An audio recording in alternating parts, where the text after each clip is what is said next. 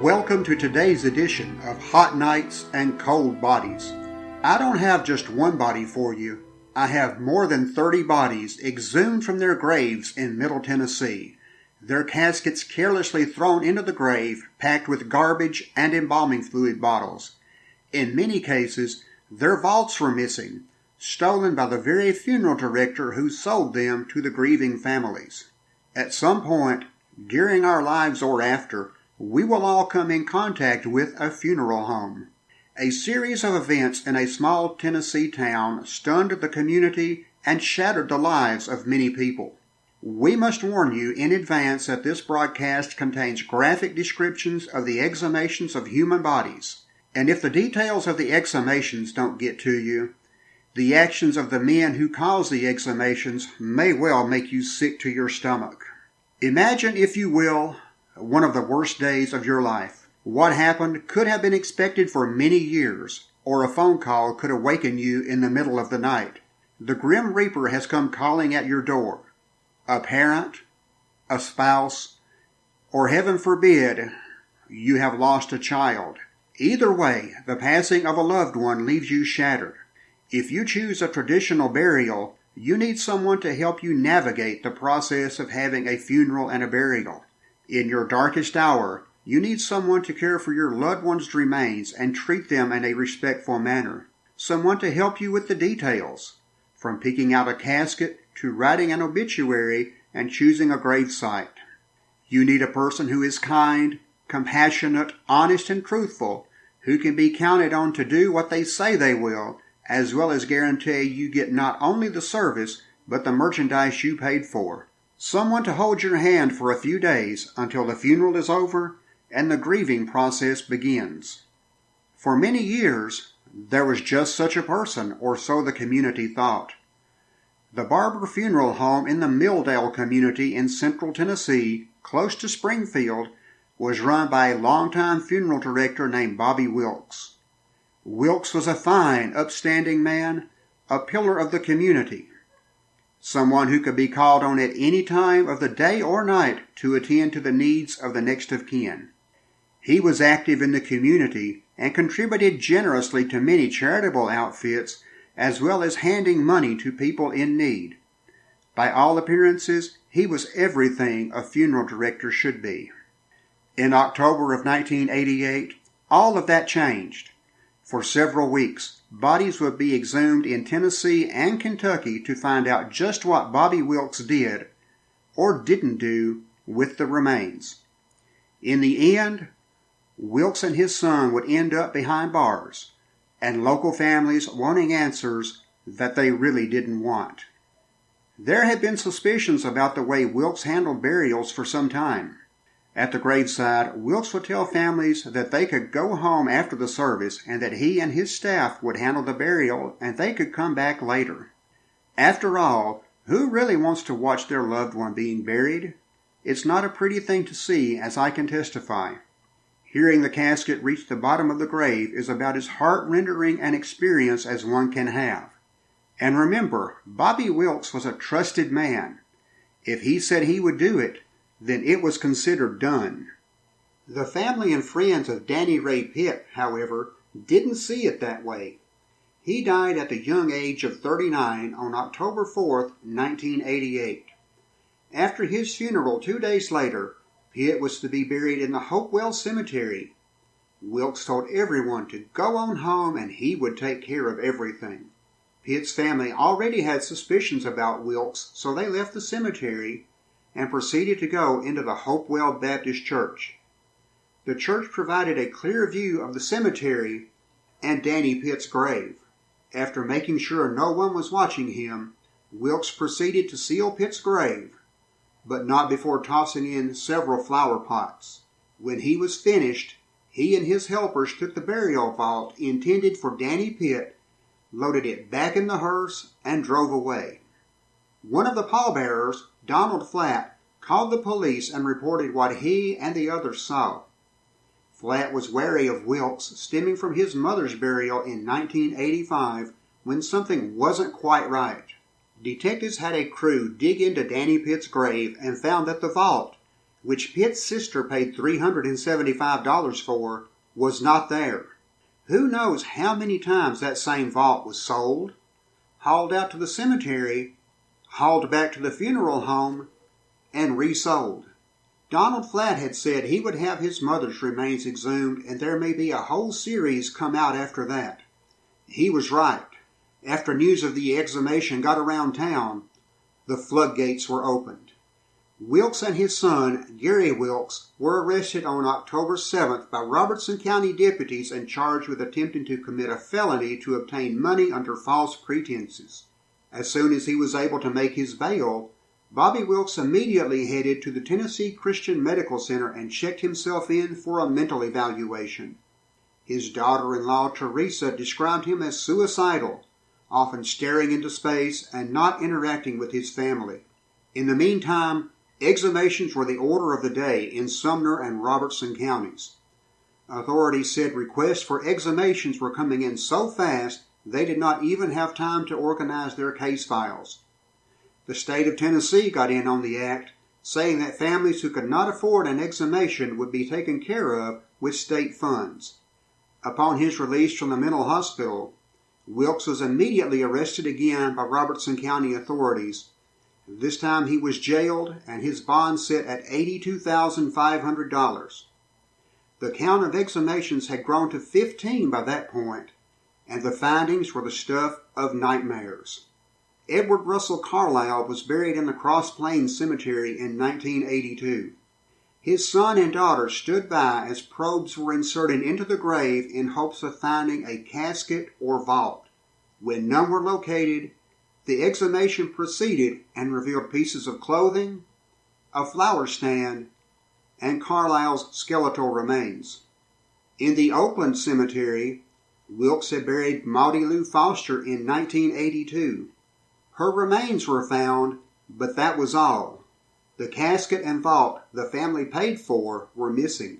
Joseph Roth was buried in the Jake Link Cemetery in January of 1988. There was no vault and no casket. However, the bottom of a vault was tossed into the grave on top of Roth's body. His family had insisted on attending his burial, but when they arrived at the cemetery, Roth was already in the grave and Wilks was filling in the dirt. A woman hiding behind an abandoned school bus saw 3 men take a green bag out of a van and carry it towards the grave. Upon exhumation, it was found that the grave was only 3 feet deep. A week after his funeral, the casket of Danny Ray Pitt was opened. Along with Pitt's remains, garbage including a dog food can, a filled vacuum cleaner bag, and used diapers were found. Several documents were also found, including the death certificates of other decedents. Ollie Carter was buried in 1987 and Brenny Crowder in 1981 in the United Methodist Church Cemetery. Their exhumations reveal both without the vaults the families paid for. Randy Joe Duty was buried in 1986 in the Hopewell Baptist Church Cemetery. His body was originally buried in Cross Plains, but Wilks moved the body to Hopewell after learning his family wasn't happy with the plot in Cross Plains. Problem was, Wilks didn't bother to tell the Duty family about the switch. His body was exhumed October the 11th, and his vault was missing. Several of Wilks' burials took place at the Cross Plains United Methodist Cemetery. John Wilson was exhumed October the 11th and was missing his vault. Lawrence Fowler died in 1987. His grave was opened October 12th and was missing the vault. Fowler's casket was on its side and filled with garbage, including old milk cartons. Herschel Bush is one of the most recent burials, having died in August of 1988. His exhumation revealed that not only was he buried without a vault, milk cartons and a bag of what appeared to be human hair were found in the grave. Jim Ike Harris was buried in 1985 without the vault or casket his family purchased. Pauline Proctor Royster died in June of 1988 and was buried without a vault. Not only was she missing the vault, her casket was twisted sideways in the grave. Al Joe Woodard died in 1982. He was buried at the Friendship Baptist Church in Cross Plains. His October the 11th exhumation failed to locate his vault or his casket. His body was wrapped in a green blanket and covered with carpeting. James Wesley White was buried at the Bethlehem Baptist Church near White House. He was also interred without his vault. So if you're keeping score here, for the first 15 graves that were opened, all 15 of them were missing the vault. 5 were missing the casket, and the exhumations weren't nearly over. One exhumation in particular is disturbing. Wilks not only buried Lena Flatt without a vault, her casket was sideways in the grave. Why anyone would treat a human body like that is beyond comprehension. But why would you treat the mother of one of your best friends, a man you grew up with, in that manner? Ray Flatt, Lena Flatt's son, grew up on the same farm as the Wilks family and shared a swimming hole. As adults, Wilks became a mortician and Flatt became a preacher. Ray Flatt lived in Hendersonville but went home to Cross Plains to preach funerals arranged by Wilks. In 1965, Flatt was starting a tent ministry. Wilks pulled out a $100 bill and gave it to his friend. Flatt had many great memories of his friend, but the discovery that his mother's casket was cracked and her remains horribly decomposed and missing her vault, Flatt and his family didn't know what to think. They weren't alone. Wilks' former friends and neighbors struggled to comprehend how one of the county's best citizens could possibly be involved in a massive plot to defraud his customers by stealing caskets and vaults that the families paid for. Bobby Wilks was born and raised near Springfield, Tennessee. He earned a Bachelor of Science degree in 1959 and returned to the community, taking over the Barber's Funeral Home in 1961. He had married in the late 1950s, and he and his wife Rachel raised 2 children in the community. In 1965, he earned a certificate from funeral school and ran a good business at the funeral home. He served on the Robertson County Commission, and to quote John Wilson, a staff writer for the Nashville Tennessean who wrote several outstanding articles on the scandal, Wilks had built a nearly unshakable reputation as a community do-gooder. He supported charitable projects, even buying and paying for the scoreboard in the gymnasium. In the late 1970s, however, his carefully sculpted facade began to crack. In 1980, he was accused in a 1978 body snatching case at Vanderbilt Hospital when a body was removed from the hospital without authorization. He was personally cleared of wrongdoing even though equipment from his funeral home was allegedly used to take the body. In 1983, more accusations surfaced. He allegedly engaged in oral sex and taking nude pictures of a 13-year-old boy in the basement of his funeral home. He pled guilty to several charges in exchange for being placed in a pretrial diversion program. He was required to attend regular psychiatric evaluations at a mental health center. He had resigned as a Robertson County Commissioner the day he was charged. He landed in trouble with the State Regulatory Board over the incident, but he was able to avoid a hearing because state inspectors were unable to locate him to serve the paperwork. His reputation remained unshakable after that event, especially after the boy's parents were charged and pleaded guilty to trying to extort $8,000 from Wilks in exchange for the juvenile not testifying against him in court. The community also let slide his bitter divorce in 1984 from his wife of 26 years. His wife had a restraining order placed against him, claiming he attacked her and attempted to choke her when he learned the divorce was imminent.